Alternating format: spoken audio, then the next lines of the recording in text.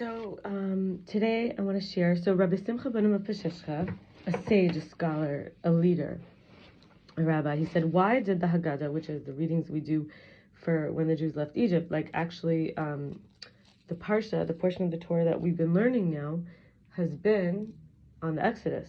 So even though the holiday of Passover is celebrated soon, in like a couple months or so, we still learn about it as it pertains to the parsha, the actual portion of the week. So it says, why does the Haggadah, which we read about that time, mention the matzah, the unleavened bread, which is about liberation, before the maror, which is the bitter herbs, which was the exile prior? In other words, why do they mention the liberative bread, before you mention what they were being liberated from, which was the exile? So there's a parable. A king loved his son, but got upset at the rebellious behavior and banished him. But he regretted it, sent a minister to find his son, which he did in a tavern dressed raggedly. He asked how he was, and he said he's marvelous. Just that he wishes he had a sheepskin jacket, a pair of boots. The minister wept at the depths of how the prince fell. So the lesson is that sometimes this shows how sometimes we only the light, the good and the deliverance shows just how bad and bitter and dark it actually became and was. We can forget where we came from, who we really are. Sometimes only really tasting the redemption lets us even realize how we were in bondage. There is from the Psalms, King David says in Psalm 106, verse 44, the Tehillim, and he saw in what straits they were when he heard their song. Basically, after the redemption, they realized the exile. Rabbi Lelov says that the Torah, another sage, says the Torah was given on Har Sinai, the mountain of Sinai, because it's a lowly hill to teach us modesty, but yet it's not as low as a valley, because there's a limit to humility. We cannot allow ourselves to be trampled on. And I actually read in the Ramban, not Rambam, on moed Katan 25a, that the soul is like God's names in the body. It is like God's names, and the body is like the parchment. And Rav Yosef solovetchek said that the Torah scroll sanctity is because it's a receptacle for God's word, but still it's parchment, it's ink, and it's just parchment and ink. What has greater ability to absorb God's word than a passionate heart? What has greater ability than a passionate heart in a warm Jewish body? And Rabbi Arthur Waskow teaches in the name of Rabbi Max Ticktin that anyone who carries a Torah is a Torah. I want to share that Rabbi Akiva in the Sanhedrin 99a and b says that each and every day, each one of us should sing every day, Zamer b'kol yom, Zamer b'kol yom. And that's continuing in this idea that like they sang, once they were singing, that's how you could see by how trapped they had been. And I want to talk about for each of us when we're getting out of our previous selves. So we have to talk about facing our fears. So first of all, I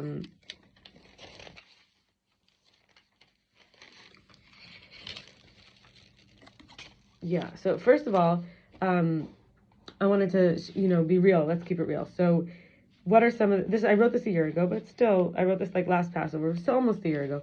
To be the only one existing, that I already died, being afraid of heights, so basically you could, falling, being afraid of not getting enough fresh air, not being in charge of my speed, having a huge impact on others or not mattering at all to anyone, contamination, losing my hands or feet or ovaries or eyes.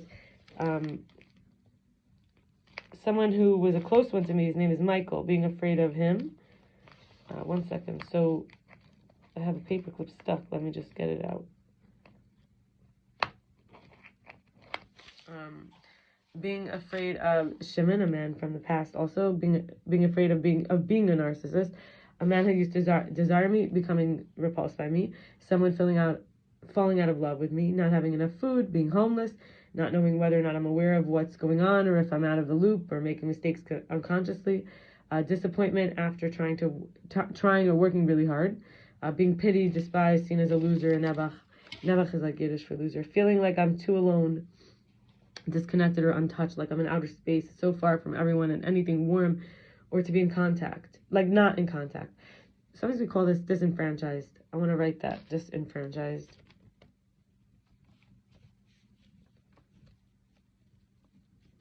Disenfranchised.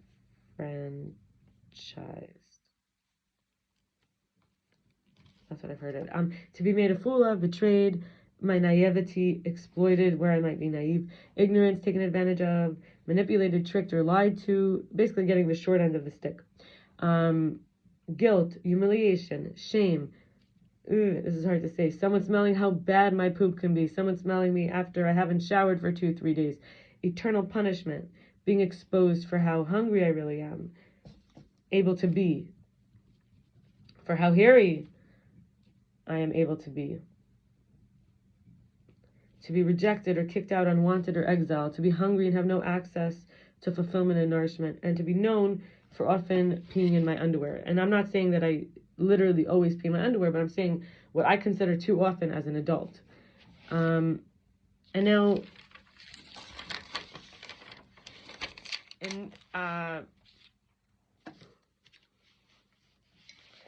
now that we zoomed in, before we zoom out to finish this topic, I want to talk about how sometimes we have things inside of things inside of things. So we just zoomed into like the thoughts, right? But if we look at our body, our warm body, like a Torah body, and the code in the body, the Torah's code in the body is like, what do we call it? The Torah code in the body is like the names on the parchment.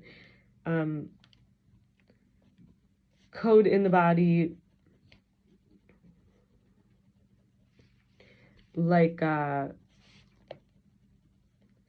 ink on parchment. And we also, we made sure that we said like the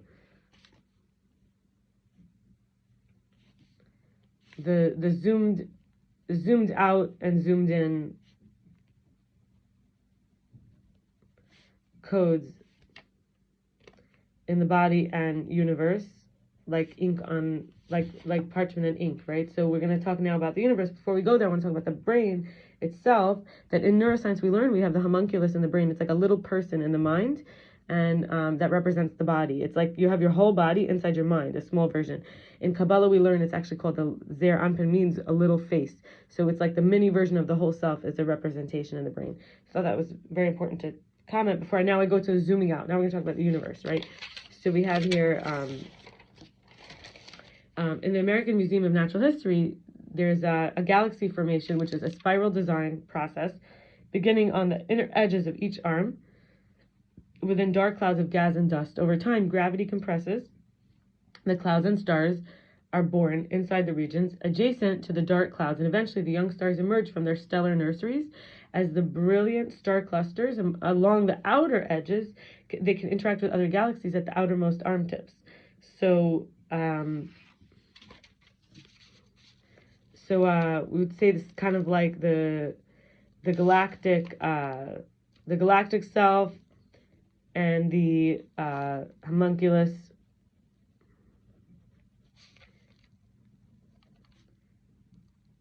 meet in the body, like ink on parchment, right? So the planetary, so we're saying that we're both the whole world, and we're also smaller than even ourselves.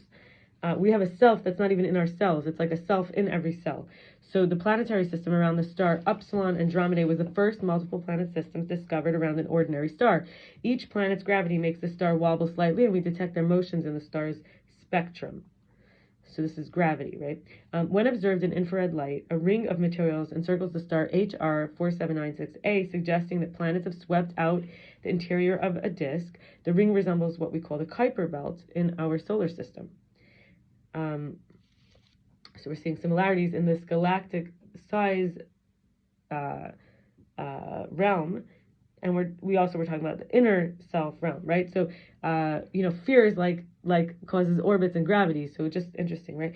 51 Pegasi is the first planet discovered orbiting an ordinary star in 1995, and the star 51 Pegasi is much like the sun, but its system contains a Jupiter-sized planet in an orbit a seventh the size of Mercury's orbit. So a massive planet in a very small orbit.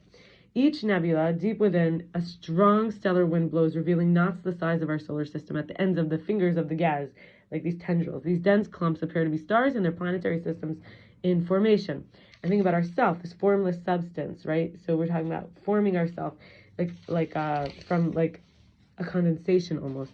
There are 4,500 cockroach species. Fewer than 1% are pests to humans. And so now I'm going back into the world to talk about, like, you understand? So we're finding that, zooming out, zooming in.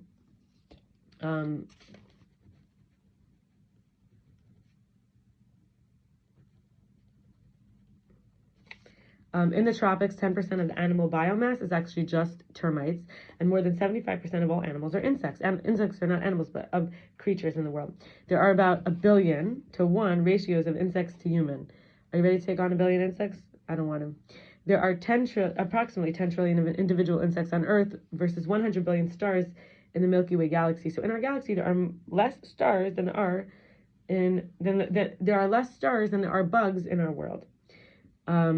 Individual insects.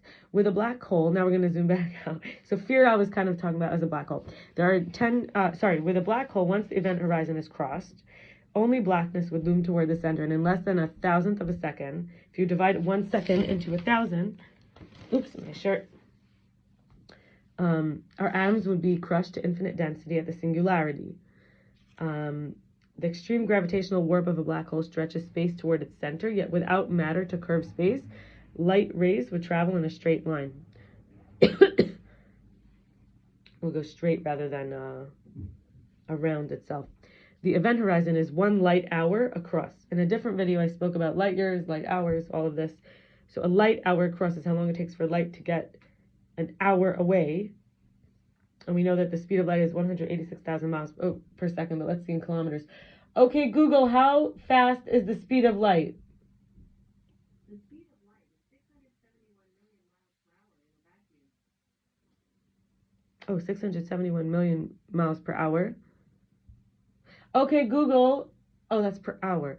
Okay, Google, what is the speed of light per second? 299,792,458 meters per second. That's meters. Okay, Google, how much miles does light cross in a second? Sorry, I didn't understand. Okay, Google, what's the speed of light per second in miles? 186,000 miles steps. Why am I asking miles? I know 186,000. Okay, Google, what is the speed of light per second in kilometers?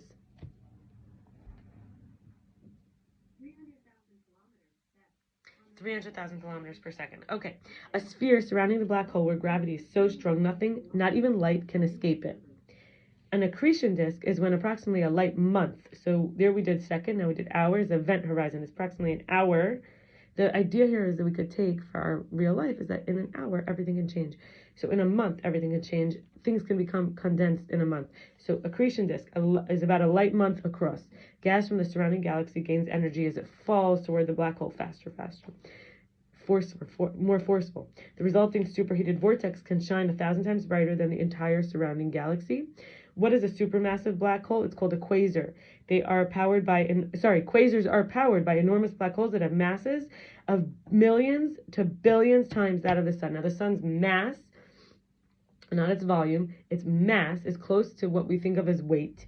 It's like heaviness. It's taking up spaceness in its density, right? We have formulas, density and volume formulas. So a supermassive black hole is now something that's a quasar powered by an enormous black hole. So its quasar is powered by the black hole, which is when we think of a sun, which is like got mass. So the millions to trillion to billions times the mass of the sun. We're thinking of an entity that is billions or millions or billions times millions or billions times more than mass than the sun, and it's a black hole. A dust ring is about 10 light years thick. So now we went to years, a decade, right? The accretion disk is ringed by a donut-shaped region of thick, dusty gas that feeds the disk and can obscure its light in certain viewing angles. So you can't see it because of this donut. And there's these jets, strong magnetic fields channel material into these powerful jets and shooting away from the black hole, the disk, the ring. These jets can propel matter well beyond the surrounding galaxy. They appear as vast streams and intricate plumes in observation. Like they stream out in all directions. We'll stop here and I will record another video shortly.